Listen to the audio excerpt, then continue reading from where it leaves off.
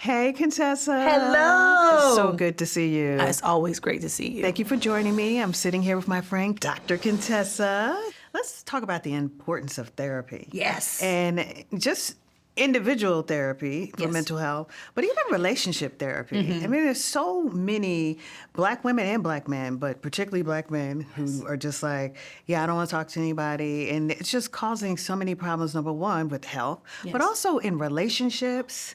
And there are some things that could be resolved through just going to therapy. Why is there such a thing against therapy? Well, we as Black people we like to keep our business in-house. We don't like to talk about stuff.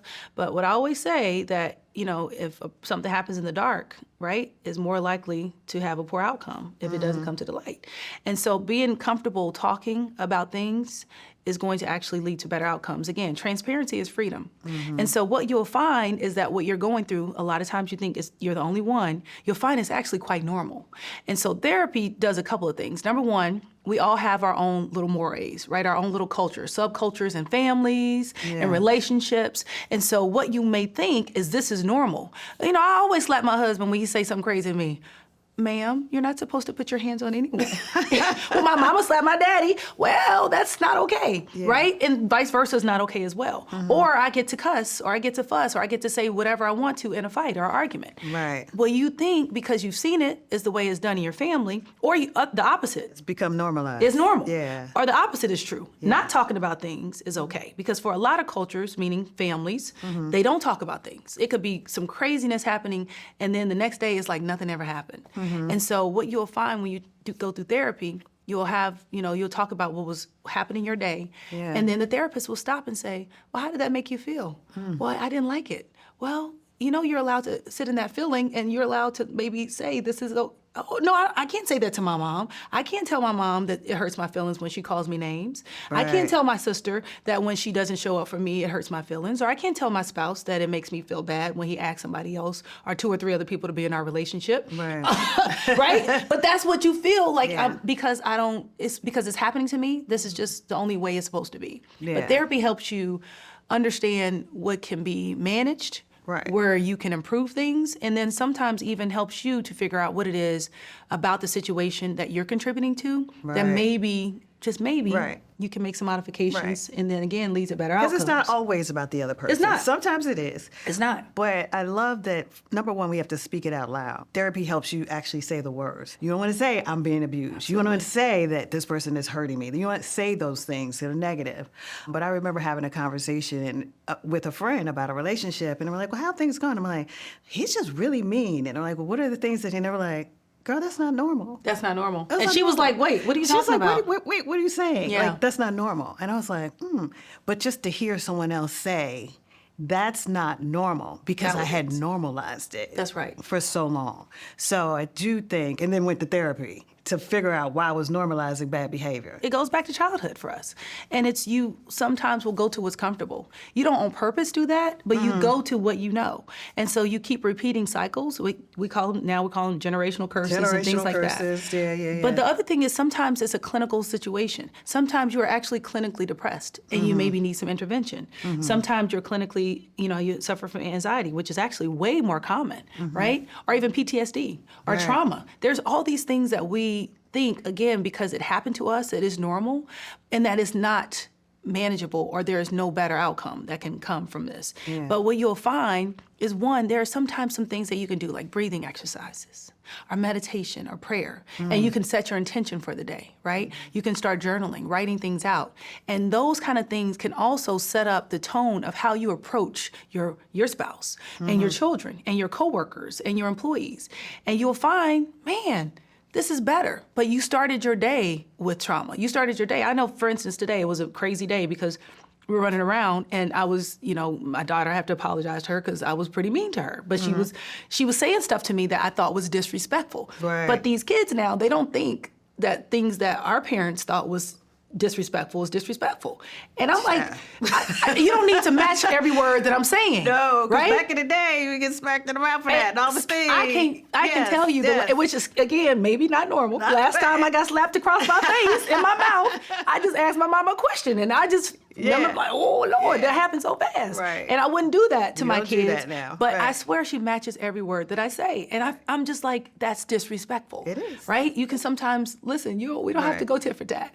But I also did not say it in a respectful manner to her. Right. But I love this, that you said you apologize to All your the time. child. I make so many mistakes. People do not think that that's necessary. You ever apologize to the child. That's how we grew up. That's you would right. never get an apology. Oh, no. But I do think it's normal now to apologize. First of all, what are you trying to teach them? Your kids can become aggressive because you're aggressive towards them. She was matching my energy. And that's what I'm saying. Sometimes therapy is so good because, again, it helps us to be successful at every aspect of our life. It's really not only about relationships, in, like interpersonal relationships from a dating perspective, but it's also family, and it's also work, and even Right. successful in your work, you know, in your careers. Yeah, so it's just so many benefits to therapy. It took a minute for me to start like trusting this person I was talking to. It's like, why you want to know? Why you want to know all these questions? Like, what's up? What's it? What is your motivation? What you writing down? Where's that gonna go? Right. But then I would realize, I mean, I'm not that important. Like, it's not like she's going to be gossiping to someone else about me. Like, Right. she's trying to help me. This is this person's job. But we had to even let go of our biases about where the information goes, right? We have to remember that they're held to the same standards Yeah. as any other doctor, HIPAA. Mm-hmm. And so I know for Black culture, we always are concerned that we're going to hear our information again. But legally, Somebody they can't being in do your that. business. Somebody's in your It's a business. doctor. But it's like a vault. It is Right. like a vault.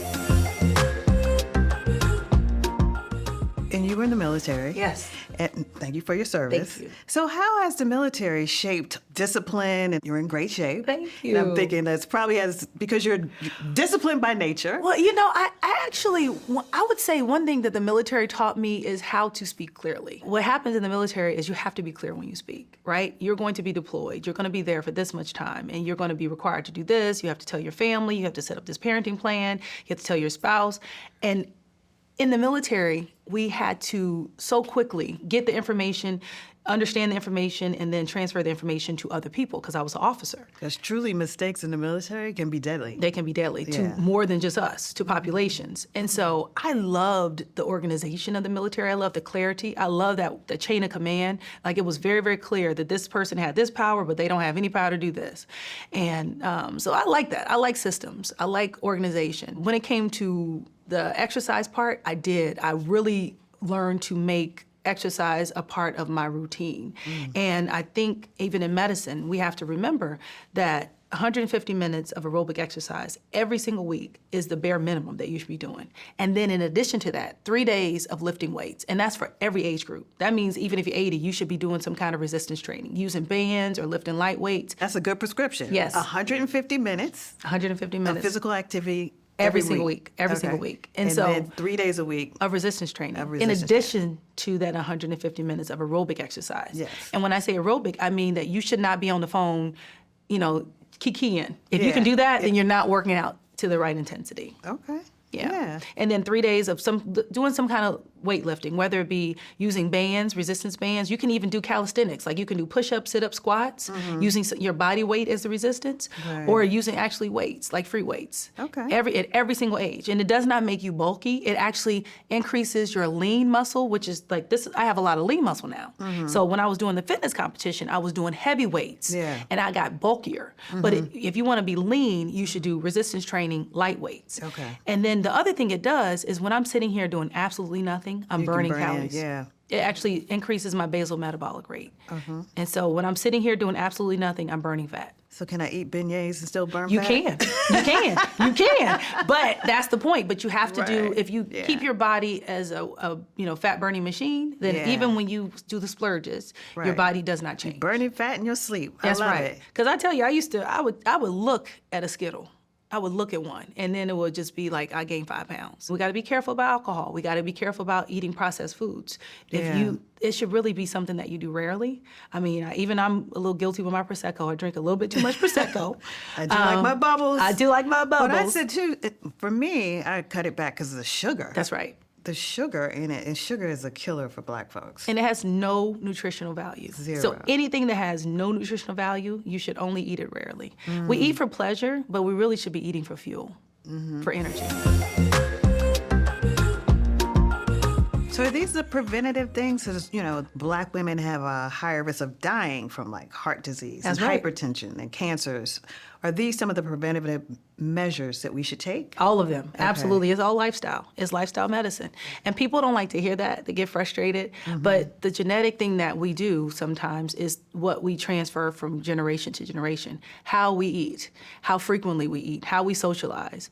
And so one thing that I would say that we have to really hone in on is that socialization. We do need each other. Healthy people have healthy relationships. And it even is something that we even see in the blue zones, that you have to socialize. You have to spend time, human time with human people, physical touch, like hugging people, going out and, seeing someone person to person, talking in your face and smiling in your eyes, smizing, right? Yeah. We have to see each other. We have to connect. So it's not about social media connections. That is not real. Both of us are raising boys and girls. Yes. These things start early, these habits. They do. What are some of the differences in terms of health in boys and girls? Yes. And men and women? Absolutely. And it's tough because my husband, he will say something like, you don't know what that's like. And he's right. I don't know. And so there's some just even culturals, like subcultures of men and subcultures of women, the way we correspond and the way we talk, the way we don't talk. And men, the way they will communicate and not, or maybe not communicate. My son is not the same as my daughters. Like my 16-year-old. So you parent them differently? I try to parent them the same, but they respond differently. And so they basically make me move in a different way, right? I'll try to be exactly the same way. Like I like picking my kids up from school because I like that time in the car because I'm holding them hostage. They can't run away. And you have to talk to me. you have to. But I don't, but my daughters also are asking her a bunch of questions, right? Yeah. And she'll just start answering questions and she'll keep talking. With my son, it's almost like uncomfortable silence. And so that's he what starts talking. I have to parent my kids differently because one's more extroverted and one's more introverted. One, I have to pull it out. That's right. You know what I mean? So I try, but I think, like you said, they force you to parent. They force you to do it differently. Yeah. And even the little one, the youngest one, she's a little bit more, I guess, like my son.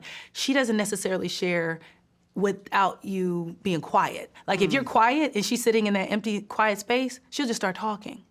And so that's why a lot of times a lot of the therapists and even children's specialists will recommend that you do spend a lot of time either having dinner together or times where there's no electronics or in like cars. So making sure that you're doing something routinely where like you're taking them to something, but you're not letting them be on their electronics when they're in the car with you because then they're gonna just start telling you stuff. Right. And you just have to listen and let them talk until they stop talking. Right? A lot of times we want to interject, and I have learned even now to hold it. And even with patients, when patients first come in the room, I'll say, what brings you here today?